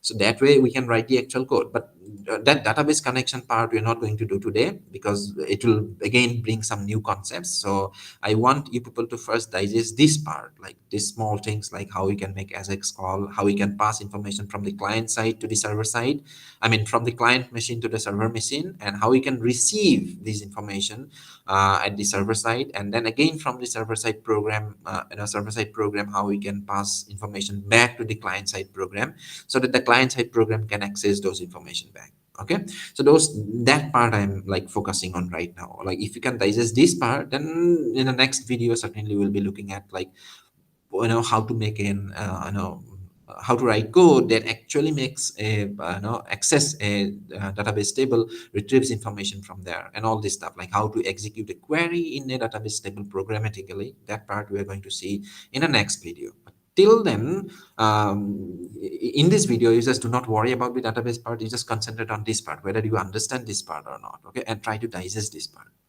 The username is equal to this, password equal to this, return value is this, and say, we pass the same value back to the client. Okay, I mean back to the client program who is making this as X call. So here, by some writing some key value pair again. Okay, that is your username, just as I said, no, you can write any key, you can create any key you want, and then what value I want to pass there, the value of the variable un, and then you put a comma as part of the syntax, because see, we are creating an associative array here, like the key, and this is the value, key value, key value, key implies value. This is the syntax of creating an associative array. You can go on adding elements at the in the array, like your username key, Your username is the key that is used, and then implies this is the value of that key. Okay, and this will be returned. Like from the client side, if you use this key, we will get the value of this variable, whatever it is. And then I'm writing here, say your password is implies dollar, whatever it is the value of that pwd. It will be returned. Now from the client side, you know, like if it is a successful call here, you are writing alert this, and again, suppose I want to display like alert, another alert message, again another alert message, like and there I'm writing, see, the return value is received in this variable x, so I have to write x, then dot, what is the key? Key is your if you do not remember, you see your server side code there, you copy it and you paste it, your username, because just for the time being I'm just displaying whatever the username the user has written, the same username should be displayed in the alert box if everything is fine. Let's see now whether it is the case or not. It will not. No, you know why? Because we actually didn't pass the actual username, we pass only xxx, so xxx will come as the username. Let's see whether it's true or not. Okay, click on login, about to call, okay, this much, okay, and it is coming as xxx. No matter what I type here, always it will display me xxx. Why? You should know the reason, because see, this key, against this key I passed xxx always, and at the server it is received, and the value is retrieved, and the same value is returned here, same value is returned against this particular key. And again in the client I'm accessing, I'm displaying the value against that particular key. So as a result, whatever it is that I wrote here, the same thing will appear here. And actually what I wanted is this thing should be, I wanted this thing should be same as the thing that the user typed in the username text box or the roll number text box. So here what I can do is, instead of passing this fixed string xxx, I'll be passing the stream the username variable, value of that particular variable. Now let me write it in this way, stream the username. That might work. Let's see what happens if I do that in this way. I'm refreshing the page here and clicking on this, okay, and it is returning me the same name that I typed here. Okay, let me try with something else. Say for example, I'm not typing the username as RAM and clicking on this, and it is again returning me the same RAM. Now see, this RAM is not this RAM actually. It is not this button. The JavaScript code didn't know what I typed here. I mean, it didn't retrieve that RAM from the value of this tx, input text. It retrieved that RAM from the return value of the Ajax call. Okay, that should make sense. Now, I say, for example, just to make a, again, let me give you some more hints there, or more explanation there. Like say for example, in the server side, whatever the username that I type here, at the end of that username I append some string there, okay, and like something more there. Okay, how do you, again, the question will be like how we can append something in a PHP string. It is not plus, do not you think that will be plus, that will be dot. Then whatever it is this plus doing here in the JavaScript function, this plus is doing string concatenation. If you want to do string concatenation in PHP, then it will be not a plus, it will be a dot. And that is something that you always have to keep in mind. See, if you know many different programming languages, then you also have to know that there are differences. This plus, sometimes it is used as concatenation, sometimes the dot is used as concatenation, sometimes the dot is used as, if you know structure in C, that dot is actually used to, or the, that object-oriented programming in C++, that dot is actually used to access a member function, right? So those sort of things. You should remember always, and that thing will come only with practice. It is as if like you are used to, if you always write the same type of byte, then that is not a problem. You will be able to write it smoothly. But suppose sometimes you're riding a different type of bike, like where the gears might be on the left foot, sometimes on the right foot, sometimes maybe on the hand. I mean, it might be in any way actually, and you're learning to ride all these different bikes at the same time. At the beginning, obviously, it will be very much confusing, right?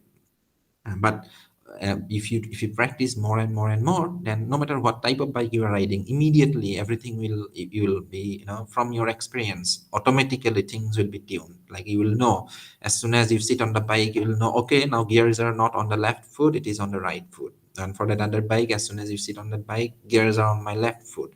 Things will automatically be adjusted. Okay, so the same thing is true in the case of a programmer also. Like as soon as you start typing your code in PHP, you will never get confused. I mean, whether it was a plus or a dot, like as soon as you have enough practice. Okay, and it is not a thing that you should remember. It's just like things will be automatically coming. Like as soon as you type PHP code, you will know that you'll forget about that plus. Immediately you'll know that okay, that is a dot there. Just not telling you something. Okay, now say username dot, and then I want to concatenate something. So there are, like, say for example, is entered by you or was entered by you, something. Okay, and that will be returned by to the client side JavaScript program, and that client side JavaScript program will display me it in an alert box. I'm giving you some more and more and more examples. If things are making sense, then it's a good sign that we are ready to proceed. Now Boral was entered by you because this was entered by you, and that was the message actually which was created at the server side, and it was sent back to the client side. And on the client side, using JavaScript, we are displaying it on the screen. Okay, you should understand that part. Now say for example, I write here, say again, I write now some roll number that, like the CSI, some this is coming, so I'm selecting that and clicking on login. Okay, okay, and this was entered by you. That was the message which was created at the server side. You agree? And then that message again we are retrieving on the client side, and we're displaying it on the screen. Okay, okay, now done. Almost whatever I had to say, I almost said most of the things. Now let's finish this video with one concrete example. We'll be doing an example and then we'll be finishing it, and we'll try to do it within 10 minutes. Okay, okay, then let's begin. What do we want? Let me write first what we want here. Okay, what do we want? Let's see. We'll forget. Okay, this is your login page. This is your login page. There is this roll number text box, and there is this password text box, right? And there is this OK button. Now, what we want is that as soon as this OK button is clicked, we want to execute a JavaScript function, right? You know that. Now, from this JavaScript function, we want to make an Ajax call. You also know that Ajax call is actually, now this is your client machine, where now this is your client machine, and this is your server machine. This is your server, big server you have. This is your server, and all this stuff is are happening on the client machine. This is your some very vertically tall client laptop, and this is your powerful server there. Now we want to make a server call here, right? And on the server, what we want to do is the server only knows, like the server actually we know, like in our real case, the username and password will be stored in a database. But the thing is that server actually knows that only it maintains a list of, like, if the role, that is, it allows to log in, it allows a student or a user to log in only when the password is sorry, username is abc123, and corresponding password is say 123 abc. If the user gives abc123 as the roll number and password as 123 abc, then this will be considered, the server will see if the incoming username and password is this. If it is the case, then it will send an OK. If it is not the case, then it will send an error. Okay, like if it is not, then it will send an error message, and if it is same as this pair, then it will send an okay message. Okay, and that will be returned to this JavaScript function. Now in this JavaScript function, if the return value is okay, then what we will do is we will display this like here, like as valid. And if it is error, because this return value could be okay or return value could be error, so either it will return you okay or either it will return you error. So if it is an error return, then if it is an okay, then we want to display valid, and if it is an error returned, then we want to display here as invalid. The same in the same place we want to display invalid, sometimes valid, sometimes invalid. You got the point? What do we want? That is, if the user roll number enter the roll number as ABC and password as XYZ and click on OK. So this JavaScript function will be called. In turn, it will call this Ajax function. It will pass this information to the server. The server will see, okay, username is, it is actually expecting the username to be always ABC123, password always 123 ABC. So for that reason, it will find that ABCXYZ, it is not a match, so it will send me an error. It will be sent back to the JavaScript function. As a result, this JavaScript function will write invalid here. But suppose the user now writes their ABC123 and password 123 ABC. Actually, the user writes this thing, and then it will make an Ajax call. It will pass this information to the server. The server will see, okay, this is a match. So as a result, it will send okay, and this okay will be received by this JavaScript function. That JavaScript function again will write here a valid thing. This is a dummy version of the actual task that we want to perform. See, instead of comparing it with a fixed username value password pair, in the next video we'll see that how actually we can compare these incoming value against a database table. Like instead of, now today we are going to this dummy version where you can think like in our table only one row is there, username is this, password is this, only one row. But in our next video we'll be doing some actual example of database where we'll be storing some rows there, where we'll be having some username and password. And then how, then any pair which is there in this table will be returning an okay. Any pair which is not there in the table will be returning an error in the actual case. But in today's case, we'll think like we will assume that the database table sort of having only one row, and for that reason we are even not making user database table. It is just hard coded there, like one row, username is this, password is this. Only for this pair it will send an okay. For any other pair it will always send an error. Got it? This is the task that we want to do right now. Let's see.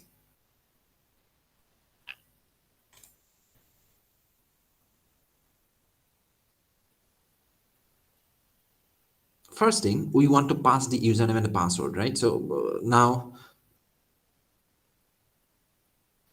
instead of writing all these big things, let me write now some meaningful things here. Everything is same. We want to land the call to that function, so nothing will be much different. So I'm writing user name is the key, password is the key, action is this thing, and the password we want to pass not this YYY, we want to pass this value of the variable string password. So I'll be writing this thing, what the user has typed as username, what the user has typed as password. These two information I have to pass to the server, because only the server knows, sort of only the server knows what is the actual username and password. That information is there only in the server. So whatever the user is typing here, from here and here, that information we want to pass to the server. And for that reason, what we're doing is we are passing that, like this is the username that the user has typed, this is the password that the user has typed, and these are the keys that I'm using to forward the information to the server. The server has to use these same keys to retrieve those information. Okay, and another key I'm using action. Against that I'm writing the block of the code which we want to execute. That is, this name will actually help the server to point or to locate the which block of code we want to execute. Okay, and then before sending, just it is same message alert about to send an Ajax call. Here we'll be doing some meaningful task, not in the next video. Again, in the next to next video we'll be doing some CSS. We'll be applying some CSS trick there in the next to next video to make good use of this before send function there. But anyhow, for the time being, we'll let it be like that. And at the end, here, we want to do something, right? So sorry, we let all these things be in. Because I'm keeping them instead of deleting them. I'm still keeping them. If you want, you can type and you can check your understanding there, or by doing some changes. But right now, what we want is, say we want to pass this information to the server. That part is done. And say I'm the client side programmer right now who is doing it. What the server does, I do not care. Like what the server side programmer does, I do not care. But at least at this point.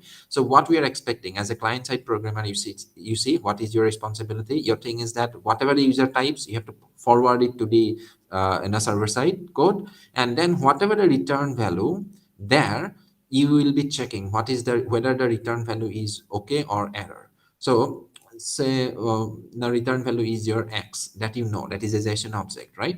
Now how do we know, like what key will you be using? So for that, you need to have a consensus with the server side coder or programmer, like okay, what key you are going to use to return the value. So for example, that is status. Okay, that is the status key will be used to represent the status of the checking. Like say, as I said, not only one value will be returned. Like if it is match, then okay. If it is not a match, then error.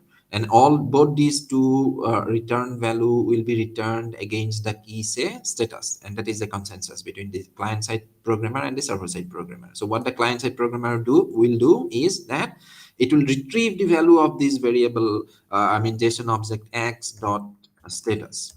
Okay, that is the the return value. Now if these x dot status, if these x dot status is equal to say, as I said, no, okay, if the return means if the value of this status field or key is okay, then what we want to do, we want to display okay here. We know that we already had a label. Do you remember there was a label there? And in that label only we want to display a valid username password pair, something like that. And the name of the label was this. So here, this thing, I'm going to make use of it here. Like see dollar, that is this I'll not explain again, because this I have already explained in the previous video. So what we are interested in to do is that we want to grab the element whose name is LBL error message by its ID, and then the text property of that particular element we want to set to something, and that something is, if it is okay, we want to set this text property as valid um, username and password, say. Okay, and if the status is not okay, in the else part, you can write in the else part, we want to write the same level, but instead of writing valid, we'll be writing invalid username and password, that which is actually decided based on the return value of the server. Now client side programming, we did actually the program that we had to write on as part of the client side program we have written. On the server side, what is happening on the server side, that the server side programmer should know that username is coming against this key, password is coming against this key. Okay, and rest of the things it can manipulate, and the action field is this. Okay, so that it knows like which part of the code has to be executed. So now these I am copying just to why, because I want to know here. Will come to know just a second. This part I do not need. This part actually I need, right? But only thing is that here, see, what was the key which was used to pass the username? This was the key, so I'll be using that key. Okay, in the post array against this key, whatever it is, that is actually the username. In the post array against this key, whatever it is, the same thing actually it is the password. And then I do not want to modify this password. Now what we want to do, we want to do a checking. Actually here we'll be actually making a database call, and we'll be passing this to information to the database call, and we'll see whether it returns some rows or not. If it is okay, then if it is not, there is some error. I mean, it is an invalid pair. But here, for simplicity, what we are assuming is that only one row is there. Username is abc123, password is 123abc. We'll be comparing it against that. So how we are going to do that? So we'll be simply comparing, like, where if the username is same as, if the username is equal to abc123 and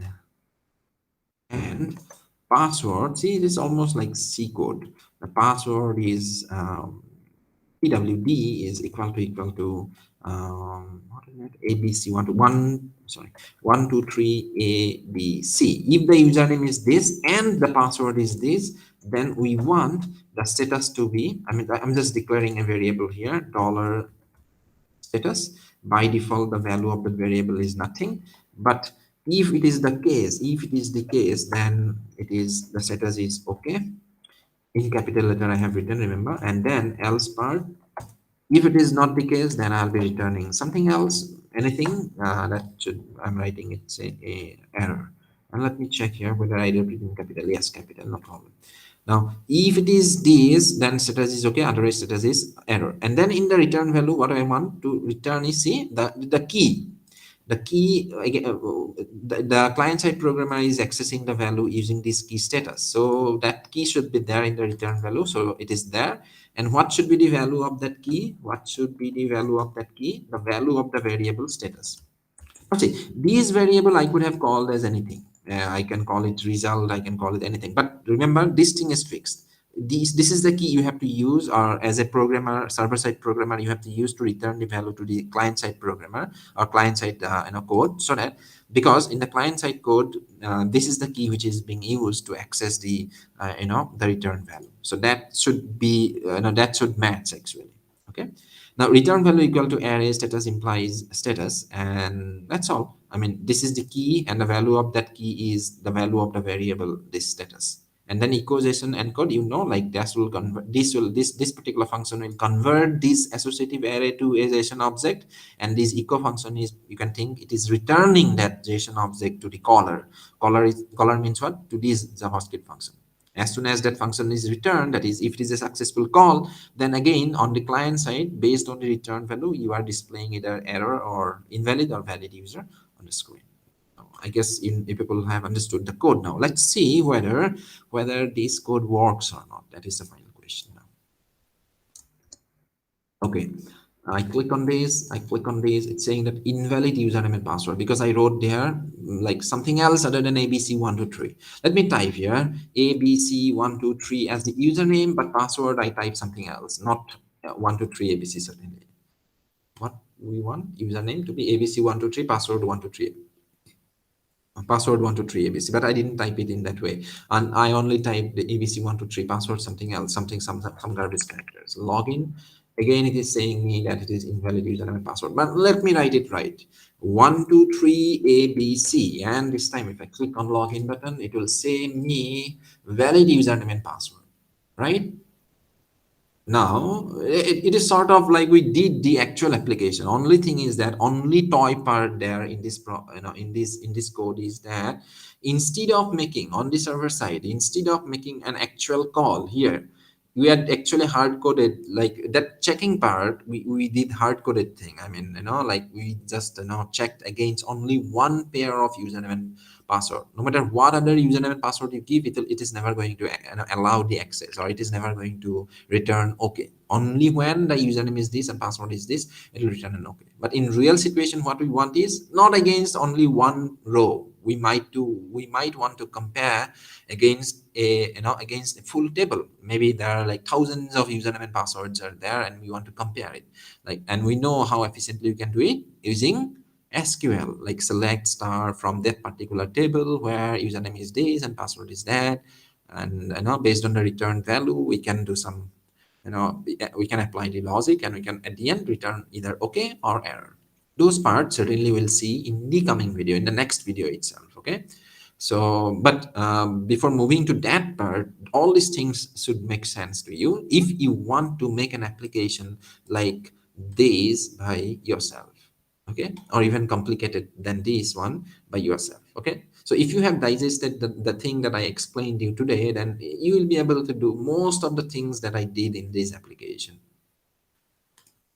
Okay, done then. And what else? What else left? Let me check one more time here.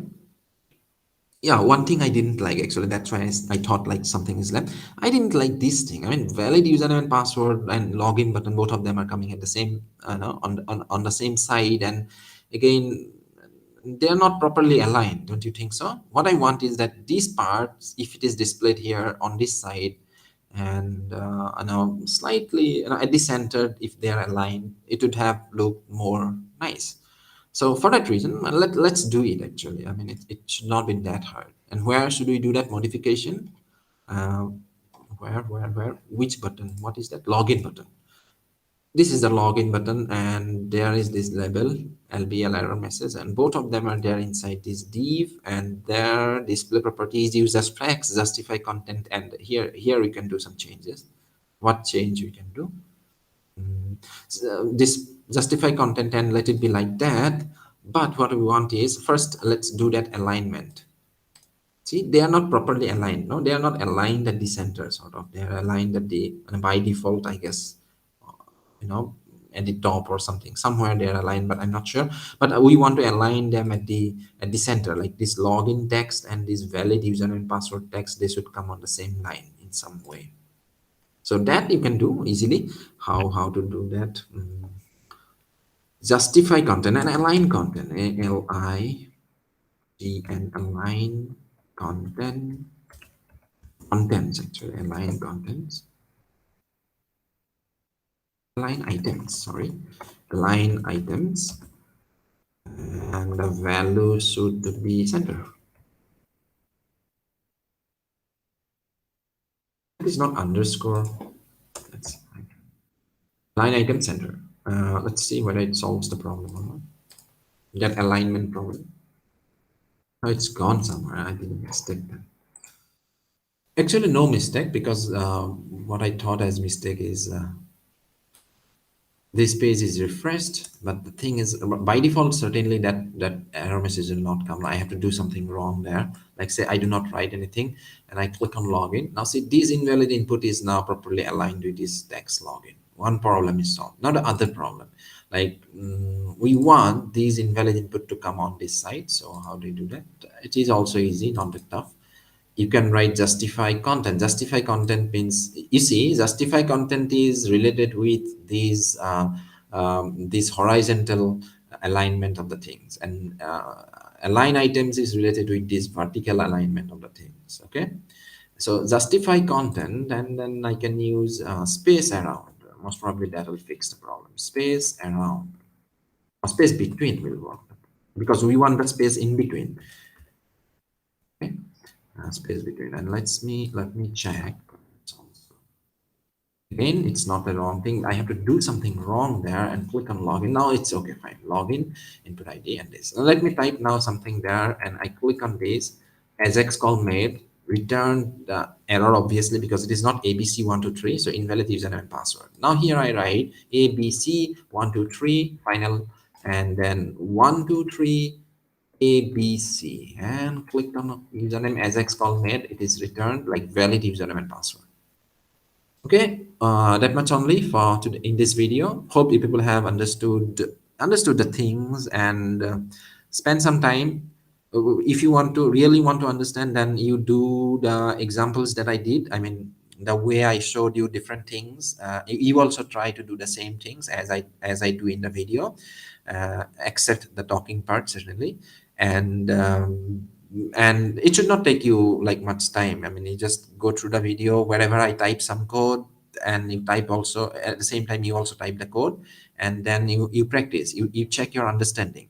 Okay, and you try to do the thing by yourself, and at the end you should have these code with yourself, because from the next video, in the next video, we'll be continuing from this part. Okay, and will be like only changing whatever it is needed to be changed based on the need. Okay, so up to this part, anyhow, you have to type. So if you really want to follow if you really want to have the end product and the end of this video series, at least you will have two use cases ready with you. The rest of the use cases you can develop by yourself. Okay, so that much only for today. Have a nice day. I'll see you very soon with the next video that will deal with this database part.